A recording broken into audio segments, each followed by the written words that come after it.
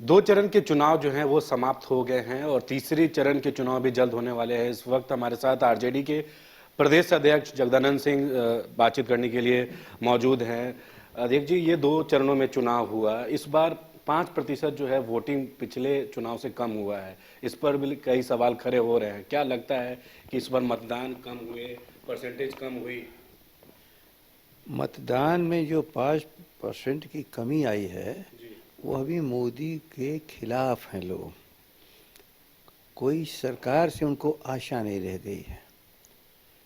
और बिहार में जो दो चरण के चुनाव हुए हैं, शायद एक भी सीट अभी इस लायक नहीं है को कहा जा सकता है कि मोदी जी जीत जाएंगे या इनके नाम पर कोई जीत जाएगा।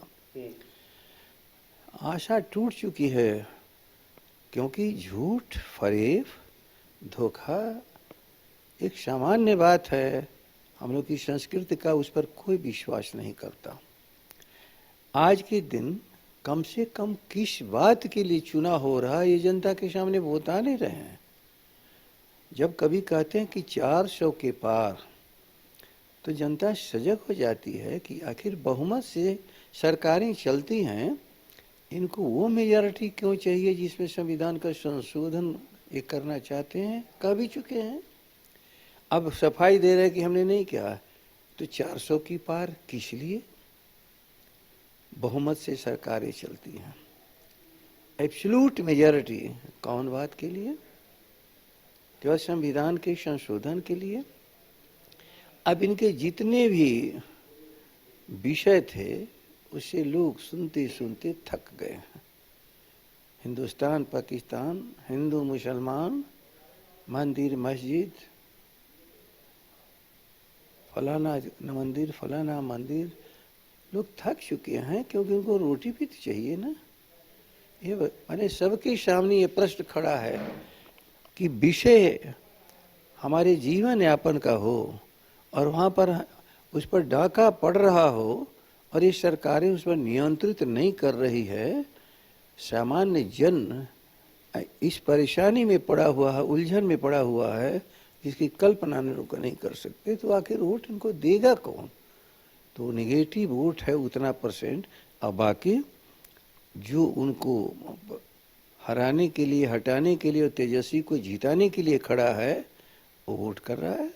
लेकिन अध्यक्ष जी, ये सवाल बार बार हो रहे हैं कि जो मतदान कम हुए वो कहीं ना कहीं अब लोगों को ये लग रहा है कि एनडीए की तरफ जाना होगा। और प्रधानमंत्री और बीजेपी के बड़े नेता अमित शाह, जेपी नड्डा का लगातार बिहार दौरा हो रहा है और जेपी नड्डा, अमित शाह ने कहा है कि अगर इंडिया गठबंधन की सरकार गलती से भी बन जाती है तो देश को बांग्लादेश और पाकिस्तान जैसे हालात में ला देंगे ये लोग। उनसे तो इनकी हालत खराब हो चुकी है। रोटी का अभाव पाकिस्तान में और बांग्लादेश में जितना है उससे अधिक इनके यहाँ है। अडानी अंबानी देश को प्रतिबिंब नहीं है, वो है 130 करोड़ जनता। 130 करोड़ जनता में ये खुद ही 80 करोड़ को 5 किलो दे रहे हैं। उनका गणना है, हम लोग नहीं कह रहे हैं। 5 किलो से परिवार नहीं चलता। जो हम लोग की योजनाएं पहले चलती थी, उस योजनाओं में इससे बेहतर लोगों को जन वितरण की प्रणाली की दुकान पर अनाथों के लिए, बूढ़ों के लिए और दराजों के लिए सस्ते में अनाज मिल जाता था। अब ये बताओ, ये भारत ही है जहाँ पर अडानी अंबानी का और अरबपतियों और खरबपतियों का धन 1% के पास 42% देश का धन सिमट गया है। ये तो मैं नहीं समझता हूँ कि किसी अन्य देश में है। और जो प्रतिवर्ष आय होती है उसका 22% इनके यहाँ चला जाता है। तो 99% शेष जो साधन है उसी पर तो गुजारा कर रहा है। मध्यम वर्ग तो किसी तरह थोड़ा सा जिंदा भी है, लेकिन वो भी महंगाई का मार झेल रहा है। उनके भी जीवन की समस्याएं हैं। ये पाकिस्तान और बांग्लादेश से जब तुलना करते हो तो अडानी अंबानी, इसको बांट देंगे। अडानी अंबानी भारत नहीं है, गांव के लोग भारत हैं। क्यों फुटपाथों पर बिना छाया के लोग, बिना रोटी के लोग गुजारा कर रहे हैं परिवार लेकर के? कौन है इसका दोषी? इसलिए भारत आगे बढ़ेगा, तेजी से बढ़ेगा, लेकिन वह भारत गांव वालों का रहेगा, गांव वालों का। अच्छा, एक सवाल है, तेजस्वी यादव लगातार जनसभा कर रहे हैं, अलग अलग अपने प्रत्याशी के लिए प्रचार प्रसार में जाते हैं। ये कहा जा रहा है कि कांग्रेस के कोई बड़े नेता तेजस्वी के साथ नहीं दिख रहे हैं।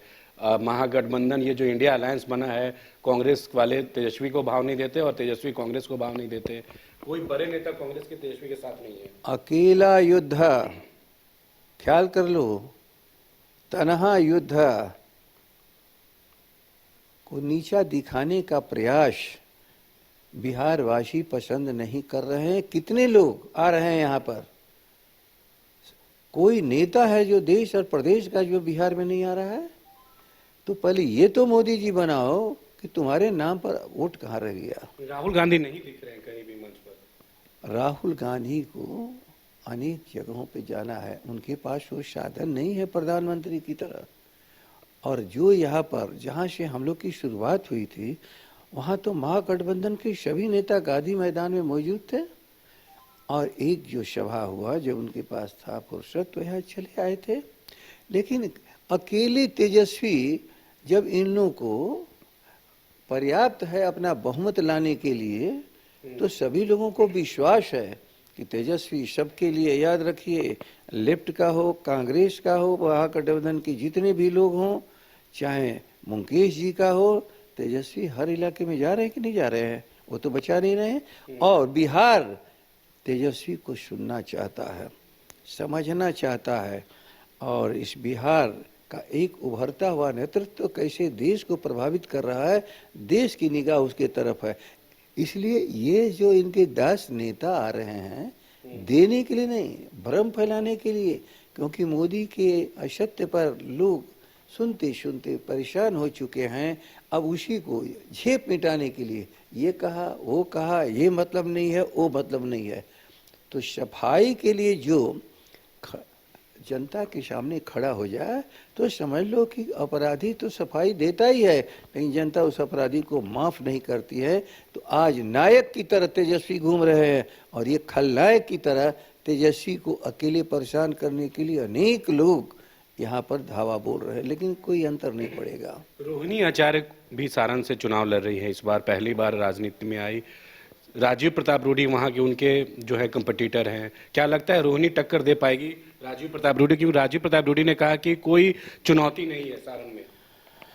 रोहिणी चुनाव जीत चुकी है, भूलिए मत। छपरा कर्म भूमि रही है लालू जी की, और लालू जी के प्रतिनिधि की हैसियत से रहने वहाँ चुनाव लड़ रही है। लालू जी पर लोगों को विश्वास था, रोहिणी पर भी विश्वास है, लेकिन रूडी, जब ये महामारी देश में फैली थी, हर जन परेशान था, कैसे अपने परिवार के लोगों को बचाया जाए कोरोना काल में। तो सांसद फंड जो सरकार का ही निधि होता है, उसे खरीदी हुई सारी एम्बुलेंस गाड़ियों को एक जगह पर बंद करके रखा, और जनता एक तरफ अस्पताल जाने के लिए साधन नहीं मिल रहा था, और दूसरी तरफ ये सारी गाड़ियां जो एम्बुलेंस थी, उनको अस्पताल में न ले जा करके इनके खाते खतियान जहाँ हैं वहाँ पर इनके परिसर में खड़ी थी। अब बोलो, रोहिणी यदि लालू जी के लिए अपने त्याग और तपस्या दिखा दिया है, तो लोगों को ये महसूस हो रहा है कि इस बच्ची में अपने जीवन को भी समर्पित कर देने के लिए एक त्याग की भावना है, और छपरा की जनता उस त्याग को स्वीकार करके पूरी अपार भीड़ रोहिणी के पीछे पीछे चल रही है, विश्वास दिला रही है कि रोहिणी तुम आगे बढ़ो, छपरा की सारी कर्मभूमि जो लालू जी की है तुम्हारे साथ है। अच्छा, आखिरी सवाल अब लेंगे। 400 पार के नारे लगातार बीजेपी के द्वारा लगाया गया है। क्या लगता है जगदानंद सिंह को किस बार क्या परिणाम होंगे चुनाव में? आखिरी सवाल है। 15 दिन से तो नारा बंद है, तो जो भाजपा ही मान चुकी है अब 400 के पार, तो संभव ही नहीं है। बहुमत के लिए प्रयास कर रहे हैं, बहुमत के लिए, वो बहुमत भी नहीं मिलने जा रहा है। इस बार क्या परिणाम होगा? जितने समीक्षक इस देश के हैं इस चुनाव के, अब वो कह रहे हैं कि शायद ये 200 के ऊपर भी नहीं जा पाएंगे। और सच यही है, बिहार से तो इनको 39 सीटें मिल गई थी।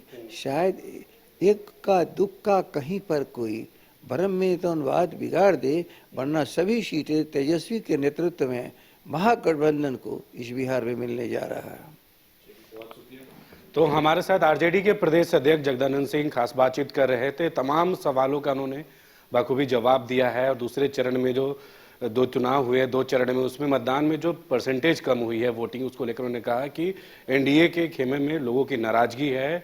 और उन्होंने बताया है कि बिहार इस बार तेजस्वी के नेतृत्व में सभी सीटें जो है महागठबंधन के खेमे में होगी। और जो बीजेपी का जो नारा है 400 पार, वो कहीं ना कहीं अब 200 के अंदर ही सिमट जाएगी। अपने सहयोगी हीरा के साथ मैं अविनाश न्यूज 22 स्कोप पटना।